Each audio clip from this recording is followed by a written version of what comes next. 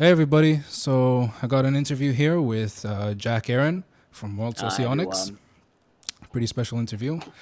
And yeah, I'm gonna ask him Yeah. some questions. We're gonna get to know Jack a little bit and probably debate and discuss a few things.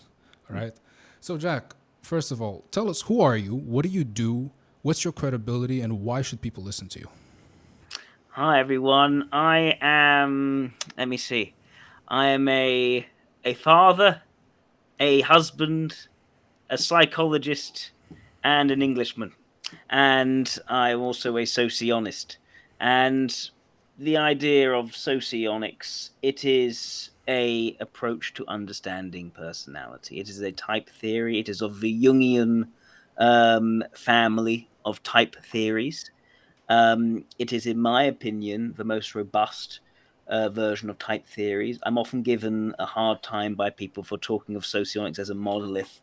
So I'd say that I specifically practice in Model A, which is the classical sort of original model, you could say.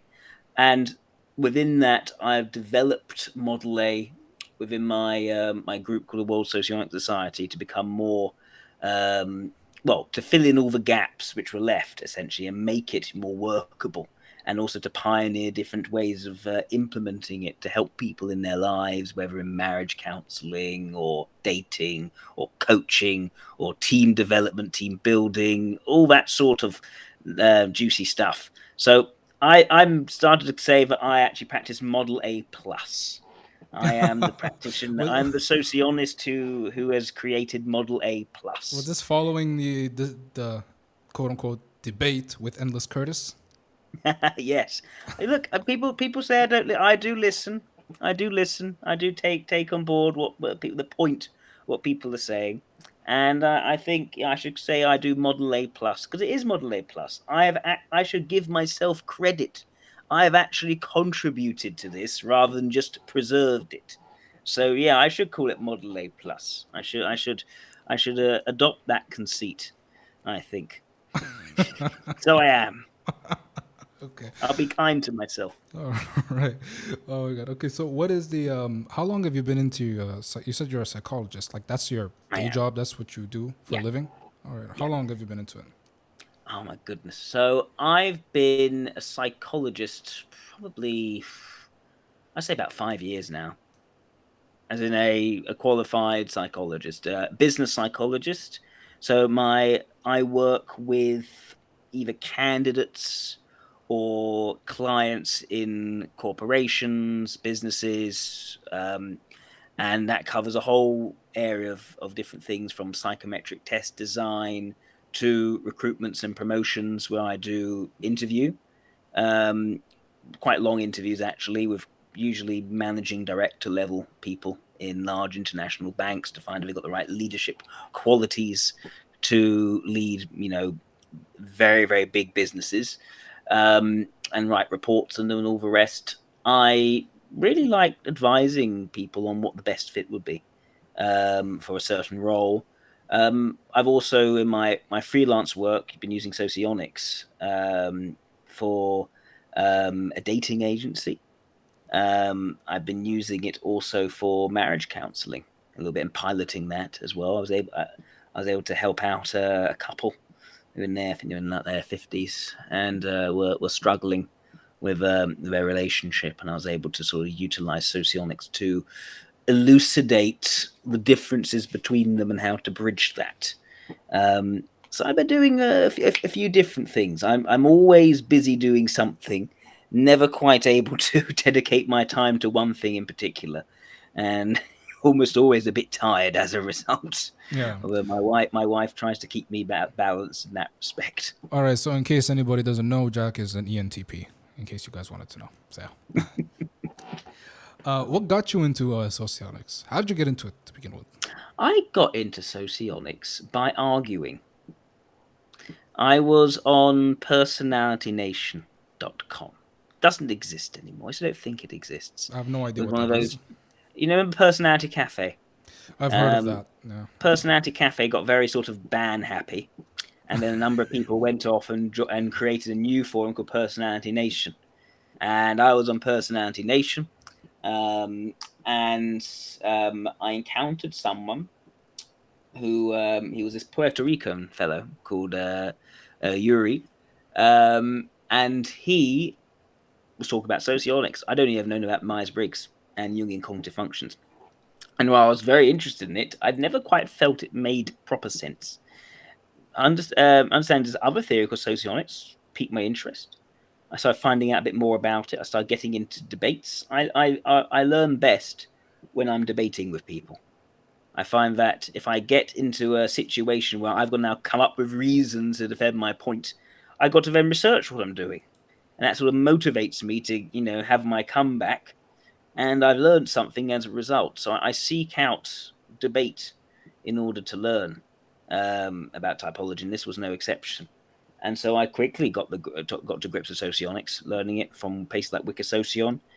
After that sort of period, I was interested in actually setting things up, actually meeting people offline who are interested in socionics. I actually had a dream.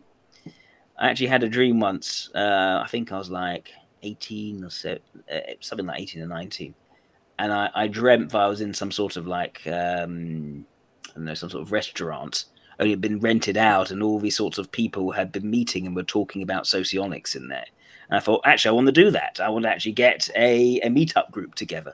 There's already a meetup group for socionics going on in Dublin. There was a Ukrainian fellow who used to run that. I thought I'd get one set up in London. So I set that up, set it up with another socionist, and we actually had a bit of disagreement over how to do it, and eventually we split. I was quite underhanded and sneaky in how I did that. I actually sort of magicked her out of the group one day. Actually, I didn't know. That's not true. I magicked everyone else and myself out of the group and left her. But it was very underhanded of sort of like a 20-year-old self. Yeah, she was trying to type people using color preferences and art. And What color? And I was trying to set my first step in socionics, and we're going to go into woo. So that wasn't going to work. I had to do something desperate. So I did something desperate, and yeah, got the London Socionics Society. It was London Classical Socionics Society for a little while. After I left uni, because I was president of that, chairman of that for 1 year. That carried on for like another 3 years. After I left uni, I started up World Socionics Society. It's just a little Facebook group, really. And it grew, and it got bigger and bigger. And it was the biggest socionics group of its time on Facebook. And then I started interviewing people, just to practice. Didn't take it too seriously. I just wanted to get a sense of like examples of people on YouTube to type from. That they were all knew their type. Yeah. But eventually I started actually charging to type people, and it became a whole thing. And yeah, it took off quite well. So that's sort of how I got into sort of typing people using socionics, and I sort of was developing that skill throughout my uni years.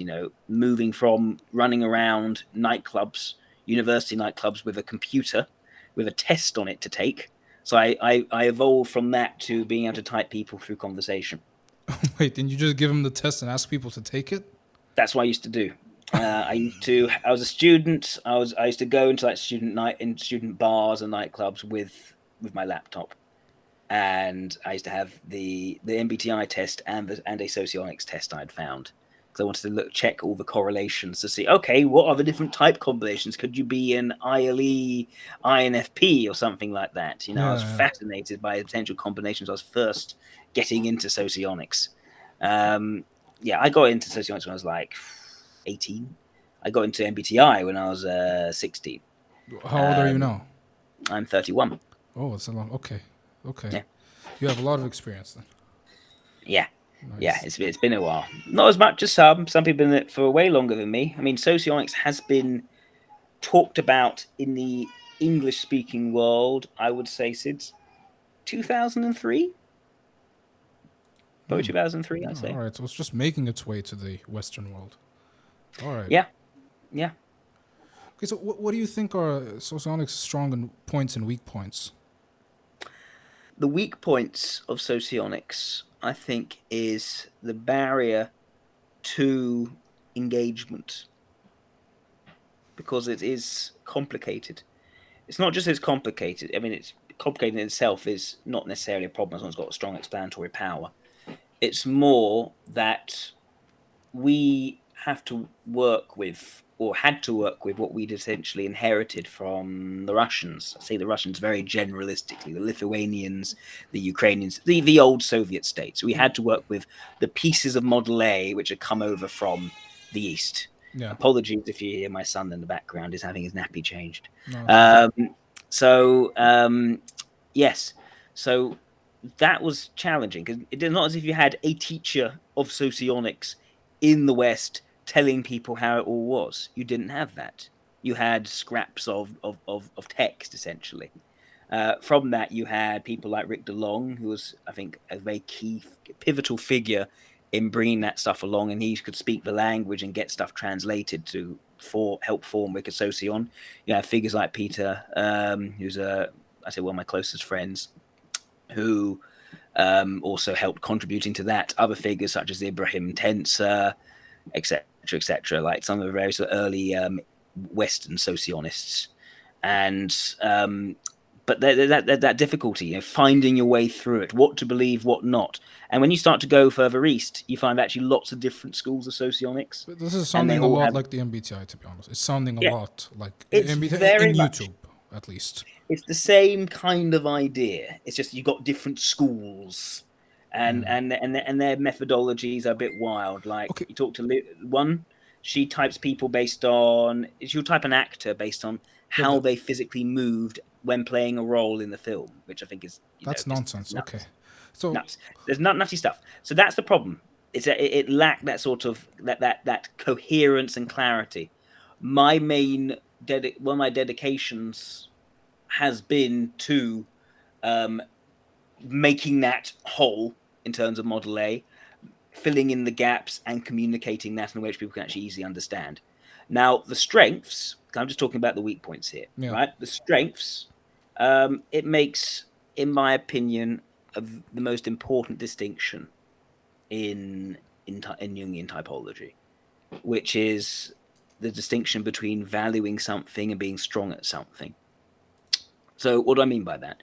Let's say, I don't know, let's say you're someone who is, let's say you're a gentle giant, right? Gentle giant, right? Gentle giant could crush you very easily. But the gentle giant doesn't want to crush you. The gentle giant wants to, just plant chill, daisies. Sleep. Yes, and yeah, exactly, stroke kittens and all the rest. But that's the point, right? The gentle giant is perfectly capable of exercising, great force and power on his environment, but he chooses not to and doesn't want to and actually hates anything aggressive or nasty. And, that kind of idea. That's an important concept for understanding personality. The Myers-Briggs has no concept of this. Yeah, that MBTI definitely falls short on that, because it is true that there's a difference between you being good at something and actually liking it. Exactly. And the reason that is so important is that is the key to intertype relationships. Let me explain. So once you have this idea of the areas which you value and are strong at, areas which you don't value and are not strong at, like MBTI, but also areas which you value but are not strong at, so your needs and your aspirations, and things which you are strong at but don't value, so the stuff in the background, you do it for yourself privately if you need to, right? Once you have that, you can start looking at what do you need from the other person. And that is the idea. It's about fulfillment of your needs by people who complement you. And this is what shows up in the empirical literature on teamwork, right? What kind of diversity is important for teamwork? People are obsessed at the moment with, how people look and that kind of diversity. That's only skin deep, right? The real diversity that affects teamwork is diversity of strengths, right? Knowledge, backgrounds. What skills do you bring to the team to make this better? The more diversity there is there, the better the team. But there's another kind of diversity that isn't actually very good for the team, and that's diversity of values. When people have different philosophies on what to do in that team, right? I quickly realized in the case of that socionist, Olga Tangerman, that we had a clear diversity of values, and I realized that wasn't going to work as a team. But that's the idea. Socionics pinpoints the type comparative to you, which has maximal strengths diversity and minimal values diversity, and says that is the type which is going to complement you. So that, I'd say, is the shorter way of conveying what I think is most important strength of socionics compared to, say, the Myers-Briggs type indicator. There are other things as well. There's a general increase in rigor. There's been talk recently about overdetermination versus the bare minimum to define things. Mathematically speaking, you've got 8 things, got 8 cognitive functions, right? Mathematically, you need 7 dichotomies to describe them in all their richness and complexity. You could use 3 to differentiate them, but 7 actually exist mathematically. And the more you know about them, the more you're able to tell these things apart and understand them fully. And socionics, at least Model A Plus, goes into all 7 very clearly. Used to be just only 5 articulated, but yeah. All right, so you said something about socionics have schools of socionics. Yes. Okay, these people in these schools, are they like PhDs? Are they people who are well researched, or are they like what's going on in the MBTI YouTube with any just jackass in front of a camera can talk?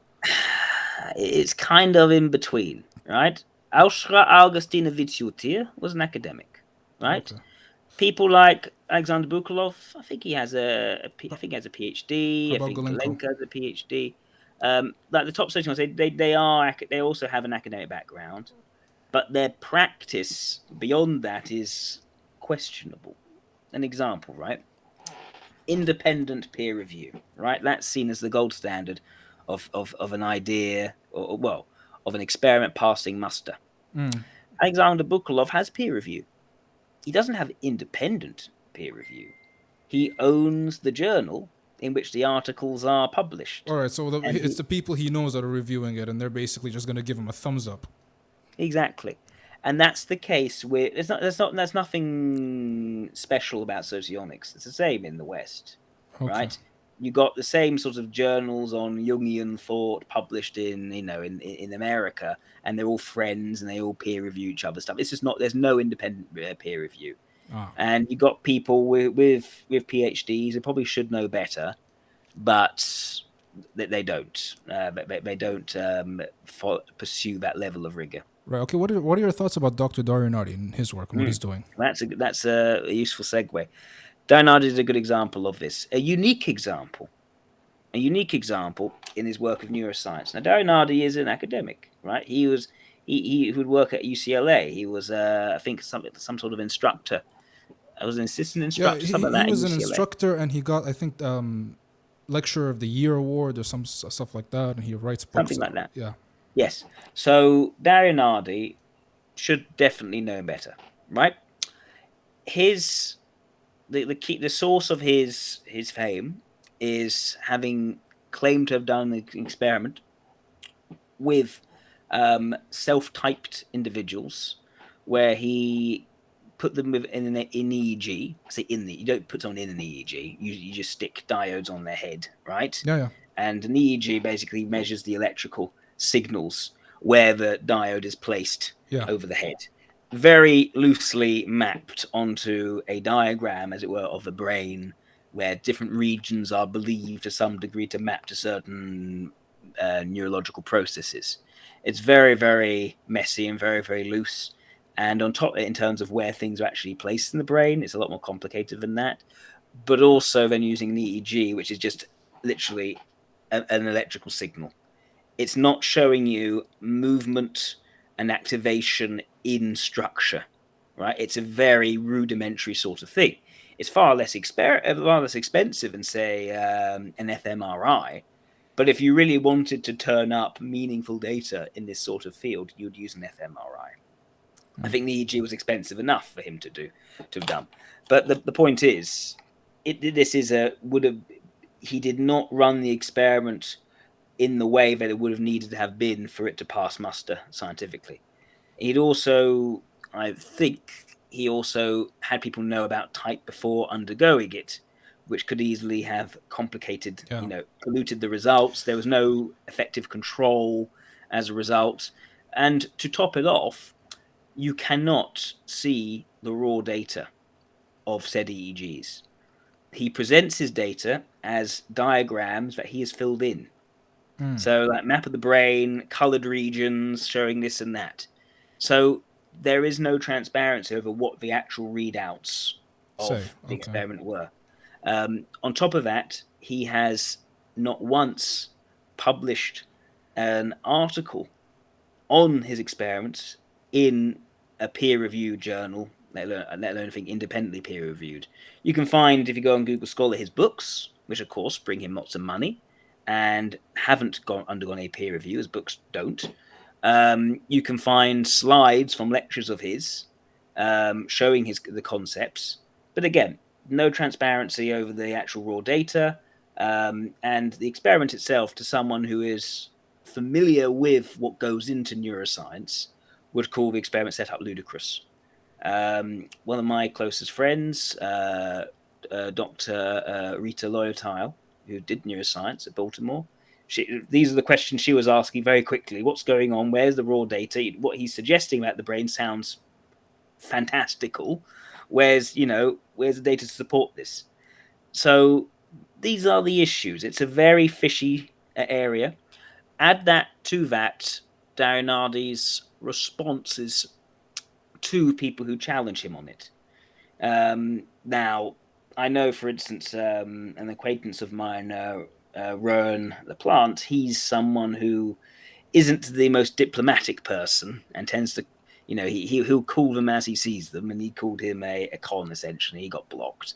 I challenged Dario Nardi as well. Where's your peer-reviewed stuff? Tell me about it. I challenged him online, but also in person. I challenged him online, he blocked me.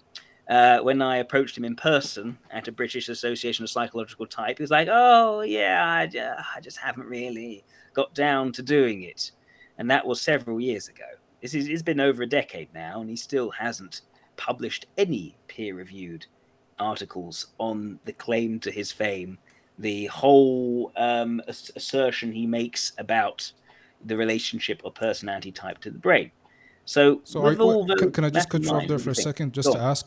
So you're suggesting that peer review is the standard. No academic research or any research of any kind is to be taken seriously up until it's been peer reviewed. Is that what you're saying? If it's making an empirical claim, right? An empirical claim is that there is a connection between the activity of our brains and personality type.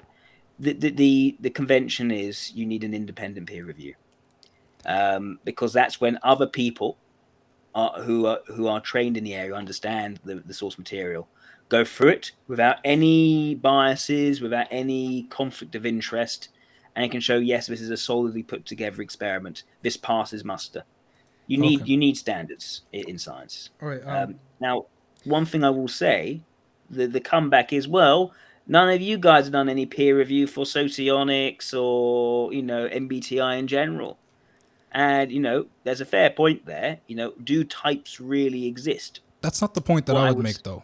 That's not the point that I would make, because I want to suggest to you another way of seeing it. But, okay, so just to let you know, I've spoken with people who are also in the field of psychology, who are also doing like in academia, and they've actually pointed out something very similar to what you're saying when I asked them about Dario Nardi, saying that there's a reason why he wrote a book and not an academic paper, which is independently reviewed.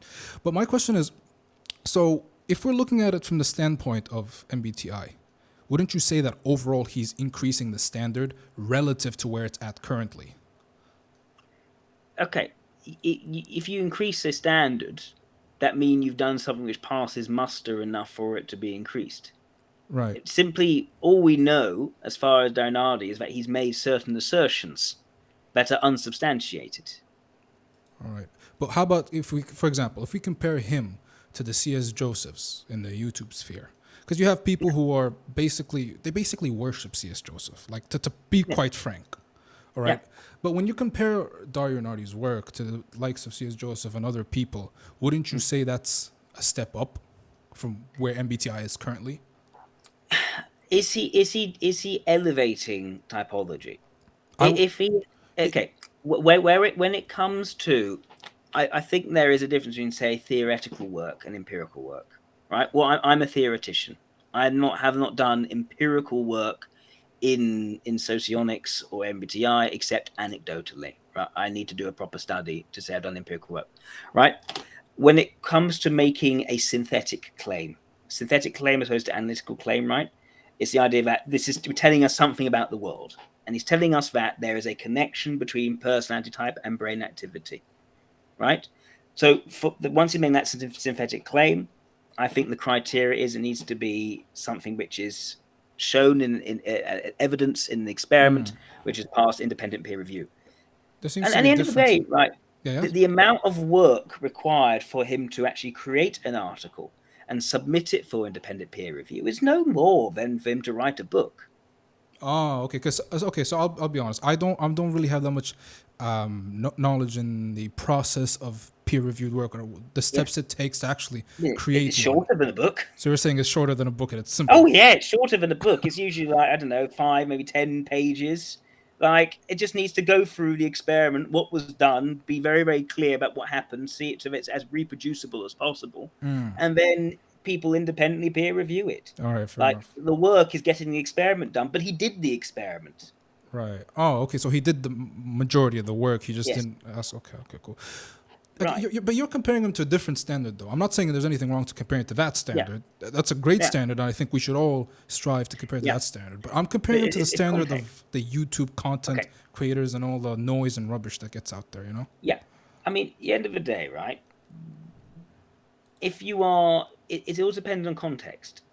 If you're talking about developing theory, then you judge it in a different way, which is the theory you're making, does it make sense?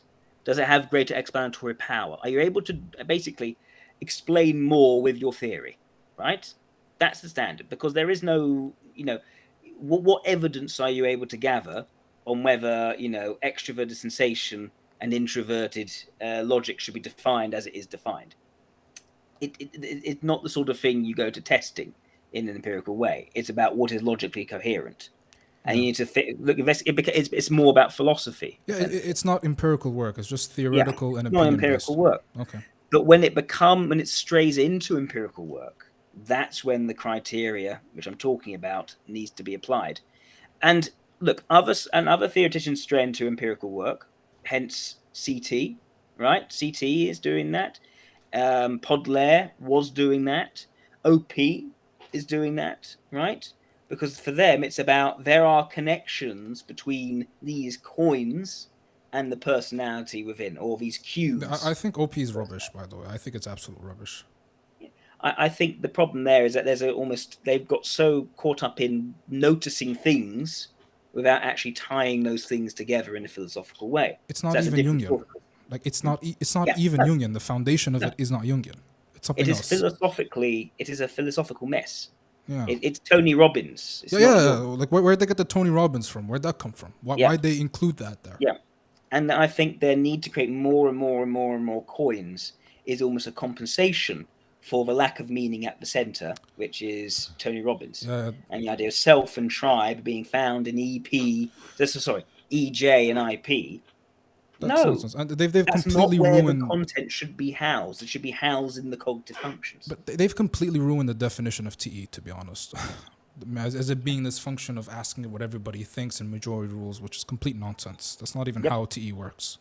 Yep.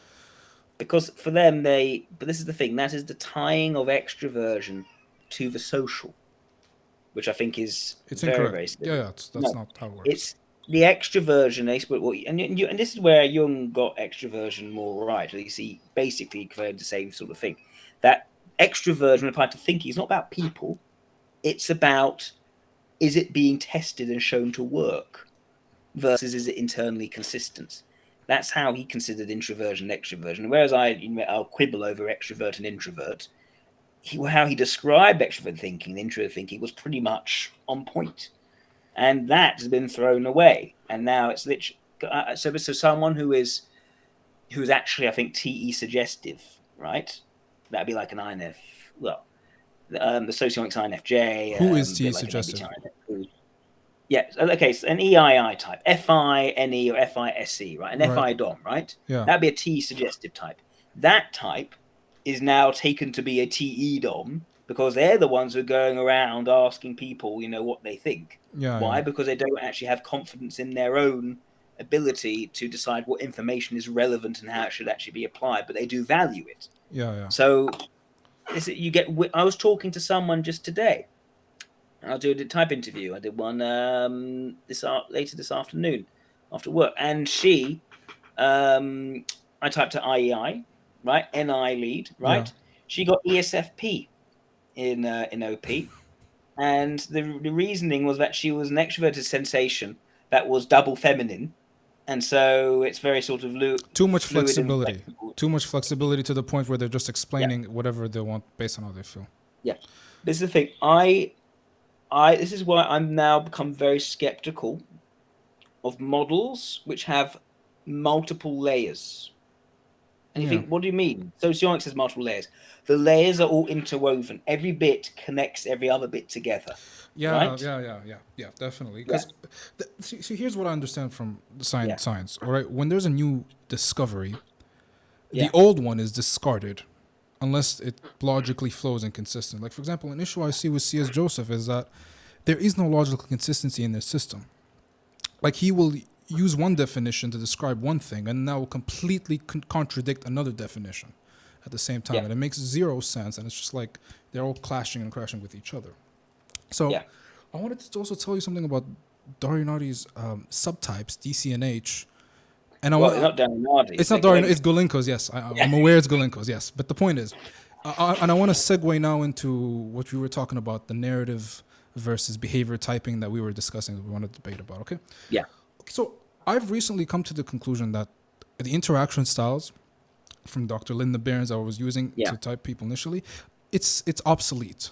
It doesn't work because of the DC and H model, which is that each of the subtypes can occupy any one of the interaction style, even if they don't belong to that interaction style. For example, say you are an ISTP. It has a natural chart the course interaction style. But if you fall under the creative subtype, that will mean you have a get things going interaction style. So when trying to use that to type somebody else, you're going to get a get things going interaction style, and you're going to end up mistyping that person. So yeah.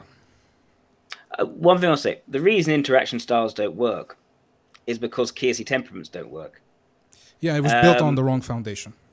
Yeah, it would come back to the wrong foundation. Kiersey basically mucked up the MBTI in the same way Tony Robbins mucked up OP. But yeah, so so that's the reason. The interaction styles I actually thought was actually quite insightful in working with something which was already broken and sort of making it a bit more workable. Saying that, right, when we come to DCNH, first of all, what is DCNH really? Because first of all, we think, what is it really? It is like OP, a problem with multiple layers, right?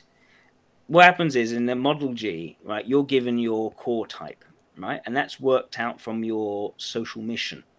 Your social mission might not be something you identify with at all. Which I don't agree with, by the way, the Model G, the social mission. Yeah. I don't understand why a person's demonstrative function would be part of their social mission. That does not make sense to me at all. Okay. That's we could go into that in a bit. That would be a bit of a tangent. But the idea is that the core type, right? You could read the profile and not relate to it. And people have been told it was silly of going to even release the profiles because, of course, it's not going to relate to your core type. It's not what you'd even perceive of yourself, which I think becomes basically type gaslighting. But the idea of then subtypes, DC and H, is a layer that sits on top. And this becomes your socialized role, essentially. So, essentially, you're more likely to relate to your subtype than to your core type. And so that becomes helpful to people who've been typed, a different type to what they think they are. And they read the profile, it doesn't make any sense to them. Oh, but you're this subtype, right? So now, let's say you're an ILE who's typed LSI. Well, you might not agree with LSI, but you're a creative LSI. So that's why you think that just conveniently explains away everything. Oh, and even better, it gets even better than that, right? You can then have another layer, which are the accentuations. And this is basically almost like you have your pick of one information element, could be almost anyone, which due to distortions in life have caused you to have a very strong leaning towards. Wait, So what? imagine an LSI What? that's creative with extroverted intuition as their accentuation. That is, so it's one talking about multiple layers, right? If the layers aren't intertwined, they're just like pancakes that sit on top of one another. You could literally explain away any mistype at the center by adding things on. OP does this with their glass lizards. Yeah, Right? the animal that consume, play, sleep, blast, and other stuff like that. Exactly. Yes, and the idea is that there's a glass lizard is basically a complete mistype, and they've justified, oh well, you are the opposite type, but because of the way the animals are stacked, you look like a completely different type. C.S. Joseph does the same thing with his four sides of the mind. Do you know the four sides? Yeah, it's another. Yeah, four sides of the mind. Where does that come from? Oh, goodness, he's taken the idea, or actually, no, hang on. I need to be very careful when I think he may have even taken it partly from Model A. No, I'll tell you where he said he got it from. I don't know. He said he got it from this book called Ion, right, by Jung. And I've actually read it. I haven't read it, but I looked at the summary of it, and I see some similarities, but it's still not like there's some stuff that he added to it drastically. For instance, I've seen the shadow-focused ENTP. Exactly. Like an INTJ. Yeah. Complete rubbish. It's his own version of glass lizards, right? It's stupid. Look, socionics, we have our four sides of the mind. It's the ego, the superego, the id, and the superid. And it's put in its place. You don't end up as a shadow-focused, type. No. Every type has a superid. Every type has a superego. We can explain what that is, and you don't value it if it's your superego, and it's weak if it's your superego. So it's set. It's in rules. You don't have somebody becomes shadow focused. It ruins empirical validation. It allows type gaslighting. It is a way of and people in his community do this all the time. Yeah, question it's gaslighting people's types and stuff like that. It's all the time. It's as if people used to reach to for theories like Enneagram and also Psycho Yoga, right? And use that as an external system to explain away mistypings, right? Now they import it. Yeah. Yeah. Okay, so let's talk about what you were talking about with me before we recorded about the whole narrative typing and that stuff. Yes. Well, okay, first of all, you should tell me about what you think of narrative typing. Because I hadn't really given it much thought until you mentioned it. Yeah, well, I don't subscribe to narrative typing because that's the exact same typing that C.S. Joseph uses, because the narrative typing allows you to make up a story about a type and just fit it into anything. For example, C.S. Joseph has this narrative for the IEIs, the NI base and the FE parent, that they're the saviors of humanity. And he says that even like he claims that some of the prophets also have this exact same type, and he starts like getting in front of a camera telling stories saying you need to be the savior of the human race, you're the most important type, stop being useless. Like it's storytelling that belongs in some sort of, I don't know, it's like a preacher basically. Yeah, trying to motivate people emotionally. And that's why I reject narrative typing. You can literally fit anything and explain anything that a person does through narrative typing. And in my opinion, narrative storytelling does not belong in this field. It belongs in the field of film and movies and TV shows. All right, this field should be focused on looking at behavior, what people do. Right. So I'm trying to. Okay. I agree with you that storytelling, in and of itself, shouldn't be used for typing. It should be used. I think it does have a place. I think it has a place in helping people to connect with their type in a way that can actually be useful for them, for someone's own story. And the role of type enables a narrative in a way which Big Five can't. Big Five is just measurements of traits essentially. Nothing, it doesn't tie it together into a narrative. Whereas you have socionics, right? And this idea of the ego, what you bring to the world, then the things from the external which you don't like, the things which you need and aspire to, those are the building blocks of a narrative. And we could use it to describe, say, how might a type grow? Growth is narrative. Right. Because that's the whole point of an art. But I think when it comes to typing... Yeah? Yeah, when it comes to typing... So you're saying that... So how exactly does C.F. Joseph utilize this narrative of, I don't know, an AI saving the world, an INTJ saving the world, to then type people. So I'm not exact. I have never been typed by him. All I know, Okay. what I have asked people who have been typed by him, and apparently they claim that sometimes he'll type people within the first 5 to 15 seconds based on first impression. Yeah, but that's not narrative. That's keyword typology. That's he does. Okay, so he mixes it up. He's not just narrative. Yeah. Now you're talking about the other aspect of That's his his typing. keyword. Yeah. The keyword we already know that's nonsense and that doesn't work. Yeah. Yeah. Right. But the narrative. See, what you're doing is a little bit different though. You're starting with the actual information, like the facts. Once you get the facts, you solve the problem, then you build the narrative. You're not starting from the narrative first and then just fitting everything conveniently to try and maintain this narrative. Right, I see. Okay, I mean, one thing I will say is this. I see all 16 types, you could say, as a potential narrative, right? There is a sense of growth to each. There's a growth transition, right? The movement from the demonstrator to the mobilizing is growth. And so we'll expect type to change and develop over time. And what does that journey tend to look like? So in a way, you could have 16 potential narratives, right, to fit the data. Right. And I'd say the role is to find the narrative that best explains all the data. Now, if data doesn't fit into the narrative, the duty of the typologist, the sociologist, is to say, right, we need to find a type which better fits the facts. It needs to be, it's not about it should never be about twisting the facts to fit the narrative. It's finding the narrative that fits all the facts. It's one reason, right? Well, I changed my typing of Elon Musk from LIE to ILE. And ILE. LIE. Okay, what? I don't agree with any of those, but that's all right. Well, we can talk about it. There's a video of me debating Trey on this. okay. So the idea was, okay, Elon Musk, he's a sort of overly hard-working, hard boss, right? Coming up with solutions to fix big problems, right? That's that narrative explaining Elon Musk, right? Okay. But then things didn't quite make sense. Why is he mucking around on Twitter? Why is he setting up the Boring Company? Why is he trying to, plant chips into people's brains rather than focusing on getting to Mars, which is needed to save the world? And why is he posting? Why is he doing dances on? Why is he creating music videos like "Don't doubt your vibe because it's true"? And you realize, hang on, there's a narrative he's portrayed to us in a certain period of his life. That's what I wanted to say. It's a marketing. Right. But you then got to find what is the actual narrative.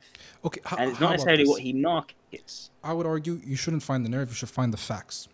Watch his interviews. Yeah. So, for example, you can disagree with this, anybody can disagree with it, but I think his type is LII. I think he's TI based with any creative. Watch his interviews. Look at how reserved he is. He barely talks. And when he talks, he says a few words and mumbles them. Right? This is actual behavior that he displays all throughout his interviews. No matter what interview you watch, you're going to find this sort of behavior. Yeah. So wouldn't it make more sense if he was an LII or like someone who's introverted, not somebody who is extroverted, for example? Well, we then have to look at what you've done there is you've decided to take his manner, right?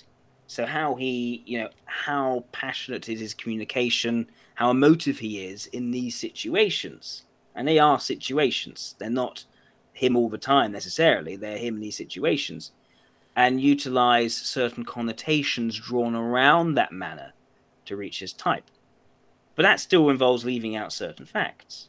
It involves leaving out the amount to which he raises the intensity of his experience to accomplish goals. The way in which he, for instance, is really a debate over how much he used extroverted sensation, how much he ran up this mountain, this sort of feat of willpower he had, how he treated his girlfriend almost like a sort of trophy wife in sort of the earlier days when he was in America, and he was involved with PayPal. When if we talk, for instance, about his active attempts to court public opinion, sometimes it backfires, sometimes it doesn't. his ability to utilize certainly enough extroverted sensation, right, to get, seize control over Twitter and to fire people, and make these quite tough decisions. But also look at where his failings really are. They're not in FE and SE.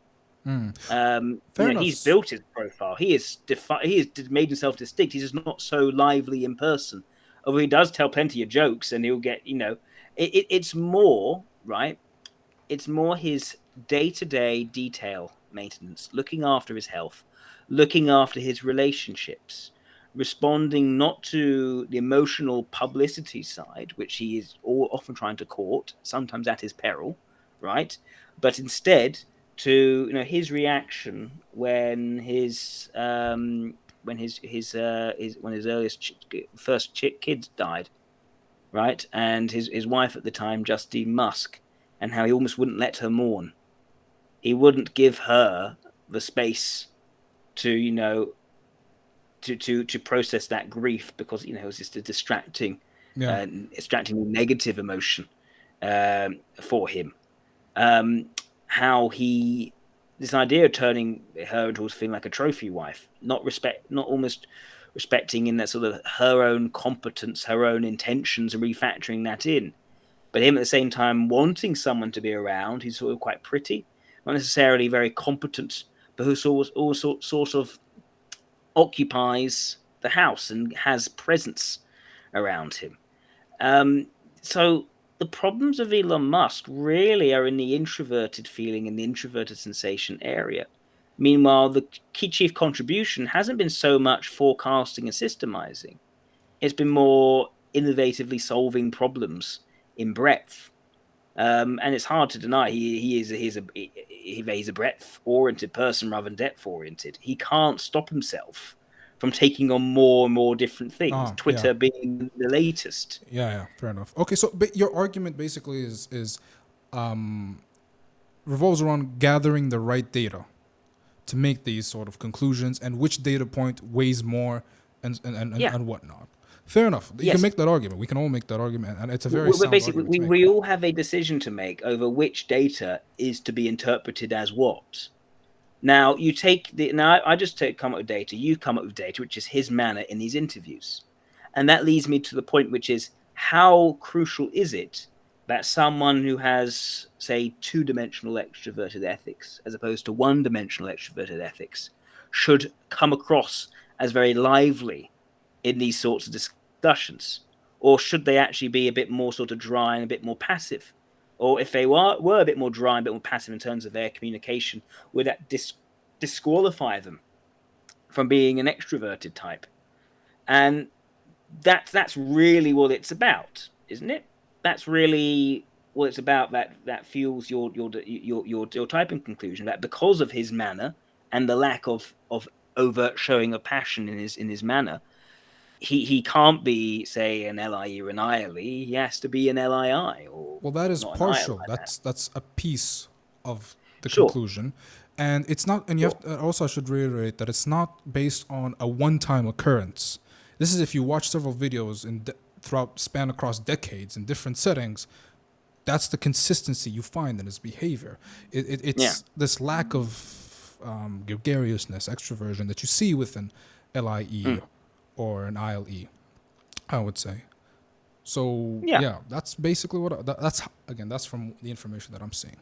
I mean, well, I can think of examples where it has been a bit more sort of gregarious in the Joe Rogan interview. Examples, okay, but how often is he like that compared to how often he's not? Well, but we also need to consider in mind what is the context of these appearances. Okay, fair enough, because I was also going to bring that up. You brought up the Joe Rogan. You said he was being gregarious, but if you noticed, like, the time he smoked weed, right? Yes. Are you talking about that interview?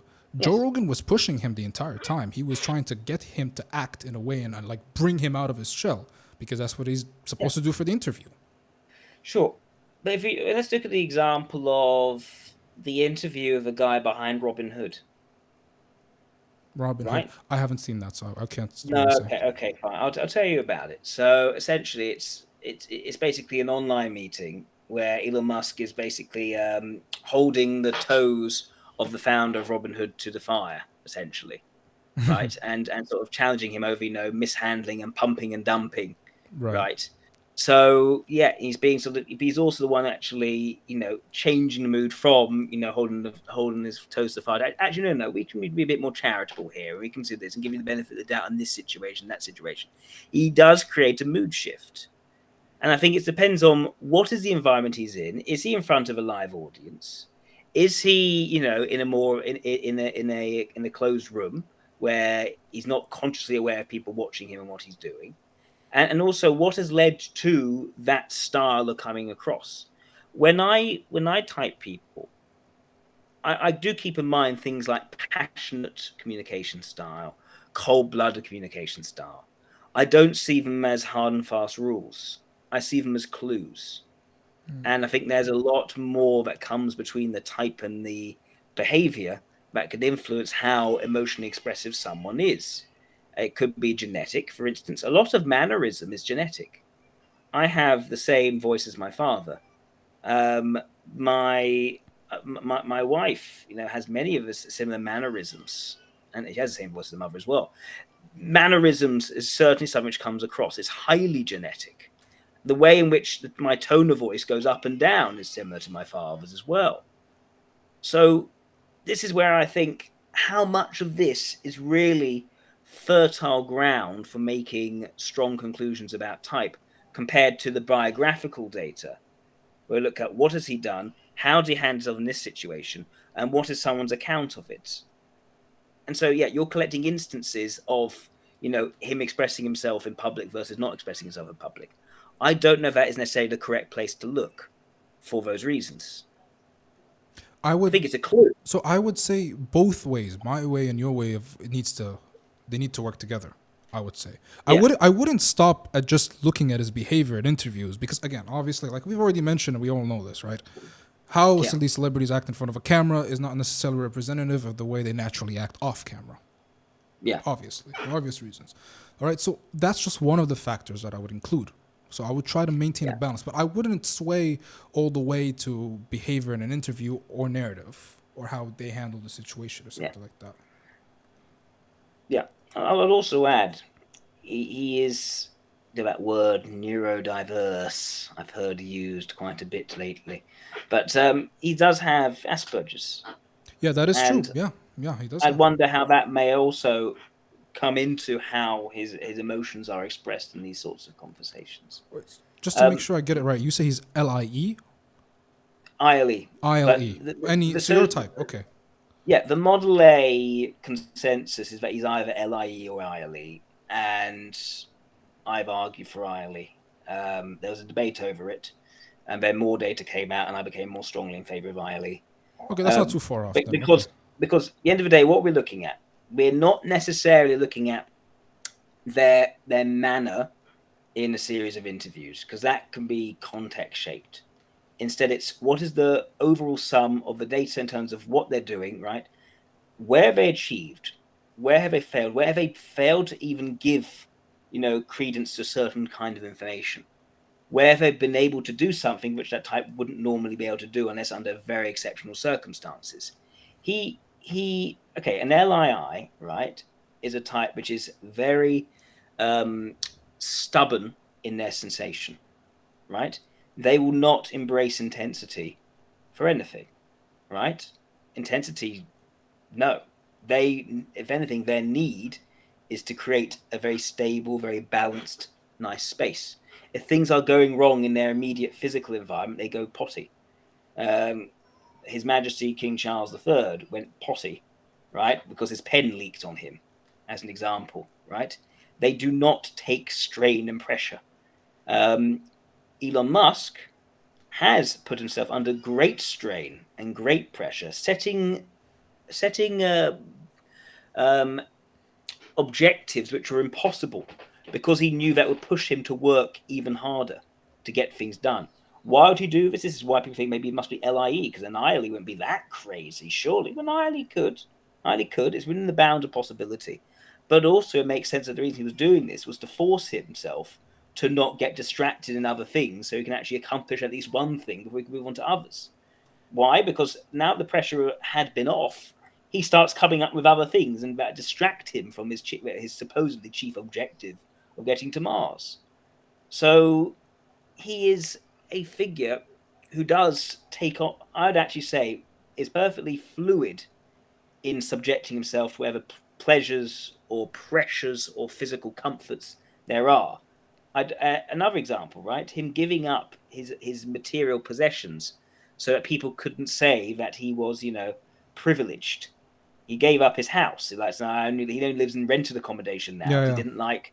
But what was that? What's basically happening is that where he is stubborn is in his reputation, is in what mood he wants to set, his vibe. He doesn't want to doubt his vibe, but he's very flexible and even sometimes tortures himself in the physical arena.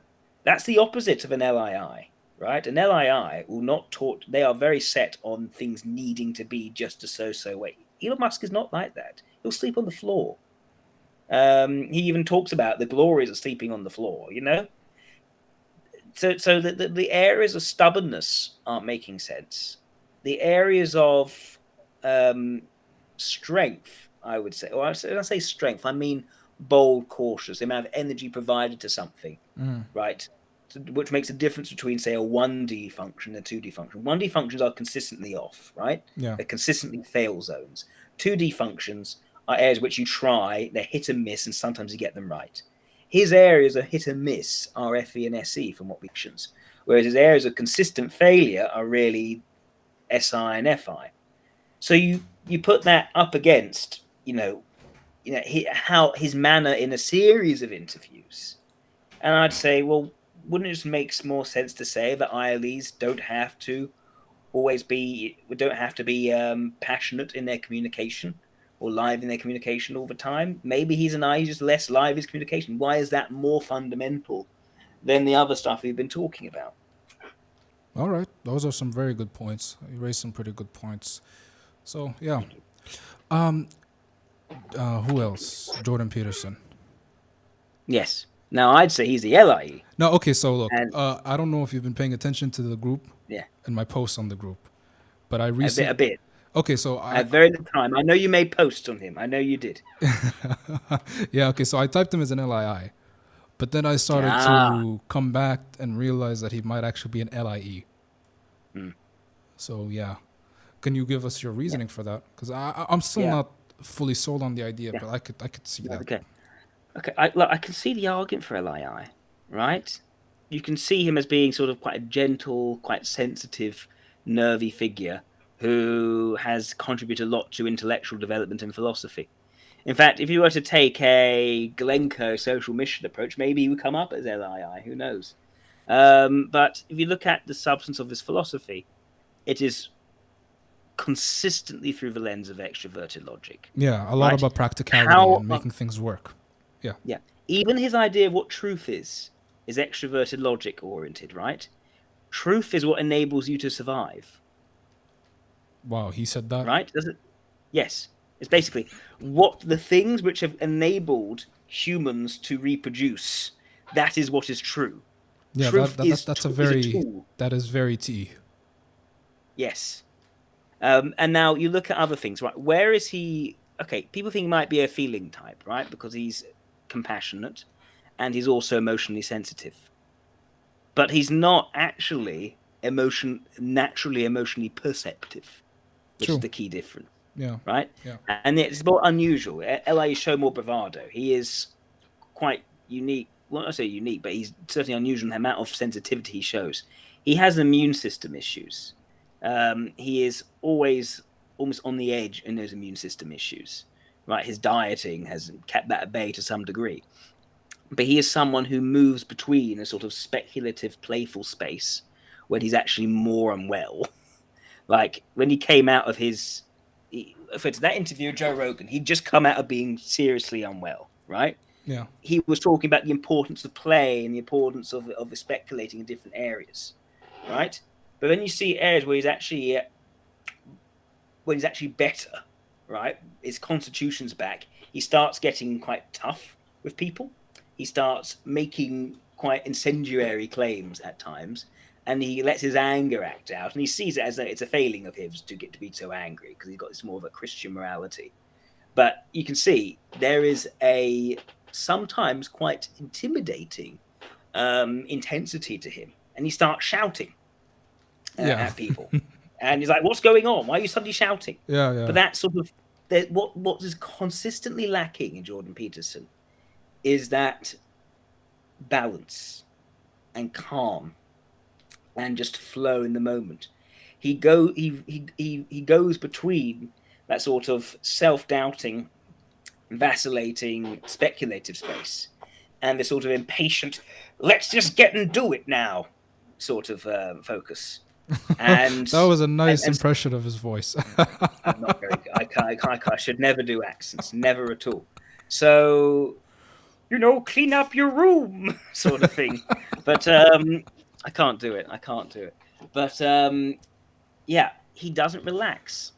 And he always seems basically almost ill. And it's that sort of intensity which you'll find with EIEs. What if his illness is genetic and not necessarily a product of SI polar? No, his illness is not a product of SI. Oh. That's not quite what I'm saying. Oh, okay. If you look at, say, his daughter, she's a lot more calm. She's still got the illness. Yeah. Or a very similar sort of illness, but she's calm and she is, quite stable and quite languid in how she talks. Jordon Peterson is always nervous. He always has a nervous energy to him. Always. Right? He's never relaxed. Never relaxed. He is very... what I will say, the key things, like Elon Musk, huge wealth of factual information at his fingertips, the ability to dive into all sorts of different topics and go between them and jump between them, right? This is, again, NENT. It's a sort of expansive intellect. It's not a refining intellect so much. When it comes to his, he doesn't use much TI. He doesn't generalize. Rules for life. He speaks in terms of trends. Right? No. What is the overall gist of this? No, what I mean where is this overall going? What I mean is, I notice that TI users, they generalize. They look for universal law that can be broadly applied. He doesn't do that. He's more focused on specifics. He gets very particular about specifics and having to actually convey the exact truth, and it niggles him if it isn't exactly factually true. Yeah. What he does do is speak broadly on things based on trends in data. Yeah. But he's very particular about what that data is, what the studies were that point to this, rather than sweeping claims. People will sometimes accuse him of sweeping claim. He cuts back with the data that backs up why he's made that particular claim. And this is the thing also. Whereas an LIE where LIE is different to, say, an LSE, is LIEs are then inferential with the data that they have. They'll have intuitive leaps off the data. They won't just look at the data. You compare Jordon Peterson to then, say, Dawkins, right? Richard Dawkins. You'll see Richard Dawkins does not make any intuitive leaps. He's like allergic to them. He'll only stick to the data exactly as he's seen it in front of him, and will not trust anything which he hasn't actually seen put into practice in the concrete way. Right. Okay. Fair enough. I can see the distinction from what you're explaining here, because JP is definitely not like that. That's for sure. He's willing to take intuitive leaps. So yeah. Okay, let me see if there's any other question. You're not hard pressed on time, are you? Oh, it's 10:43. Yeah. Well, my wife will probably have gone to bed with my son. Right. Let's end it here. Right. All right. I'm gonna say goodbye. Just stay on the call for a few seconds. All right, Jack. All right. Sure. All right, guys. So this brings us to the conclusion of this